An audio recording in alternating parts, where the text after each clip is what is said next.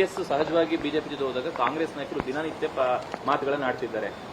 ಜಾತ್ಯತೀತ ಅಲ್ಲ ಇವಾಗ ಜೆಡಿಎಸ್, ಕೋಮುವಾದಿ ಜೆಡಿಎಸ್ ಅಂತ ಸಿದ್ದರಾಮಯ್ಯನವರ ಹಾದಿಯಾಗಿ, ಡಿ.ಕೆ. ಶಿವಕುಮಾರ್ ಅವರ ಹಾದಿಯಾಗಿ, ಎಲ್ಲರೂ ಕೂಡ ಸಚಿವರ ಹಾದಿಯಾಗಿ ಎಲ್ಲರೂ ಕೂಡ ನಿಮ್ಮನ್ನ ಕೋಮುವಾದಿಗಳ ಜೊತೆ ಸೇರ್ಕೊಂಡಿದ್ದಾರೆ ಅನ್ನುವಂತ ಮಾತನ್ನ ಬಿ ಟೀಮ್ ಅಂತ ಹೇಳ್ತಿದ್ವಿ, ಸೊ ಅದು ಸತ್ಯ ಆಗಿದೆ ಅಂತ ಹೇಳ್ಕೊಂಡು ಬರ್ತಿದ್ದಾರೆ.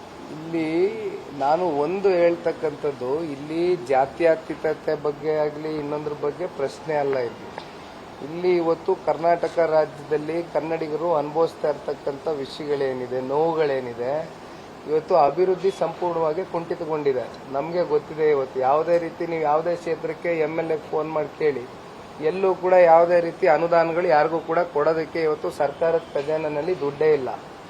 ಹಾಗಾಗಿ ಇದ್ರ ಬಗ್ಗೆ ಇವತ್ತು ಕಾಂಗ್ರೆಸ್ನವರು ಉತ್ತರ ಕೊಡಬೇಕಾಗ್ತದೆ. ಮುಂದಿನ ದಿನಗಳಲ್ಲಿ ಕಾಂಗ್ರೆಸ್ನವ್ರಿಗೆ ಉತ್ತರ ಕೊಡೋದು ಕರ್ನಾಟಕದ ಜನತೆ.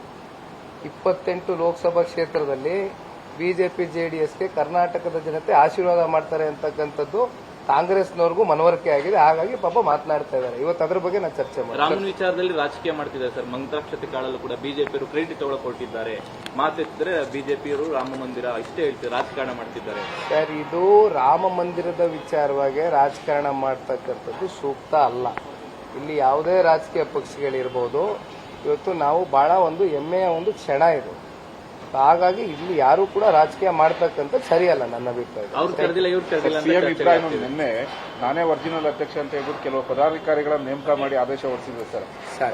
ನಾನು ಅವ್ರ ಬಗ್ಗೆ ಚರ್ಚೆ ಮಾಡಿದೆ. Thank you.